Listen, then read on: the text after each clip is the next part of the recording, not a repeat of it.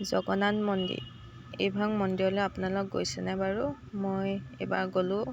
সঁচাকৈ বহুত ভাল লাগিল গৈ পেলাই, আৰু মানে গ'লে তাত যেন থাকিয়ে যাওঁ, আহিবলৈ মন নাযায়, মানে এনেকুৱা নিচিনা লাগিছে। আৰু ইমানেই ধুনীয়া পৰিৱেশ, ইমানেই ধুনীয়া, মানে ভাল লগা। আপোনালোক কোনোবা গৈছেনে বাৰু জনাবচোন। ডিব্ৰুগড়ত আছে এইটো মন্দিৰ। ডিব্ৰুগড় পাবগৈ নালাগে বাৰু, ডিব্ৰুগড় ৰোডত। আৰু সঁচাকৈ ইয়াৰ পৰিৱেশটো বহুত ভাল লগা।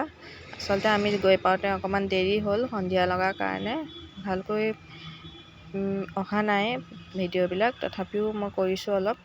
বহুত ভাল লাগিলে গৈ পেলাই তাত। আৰু আপোনালোক কোন কোন গৈছে জনাবচোন এই মন্দিৰ ভাগলৈ। আৰু মোৰ সঁচাকৈ গৈ পেলাই মনটো বহুত ভাল লাগি আহিল।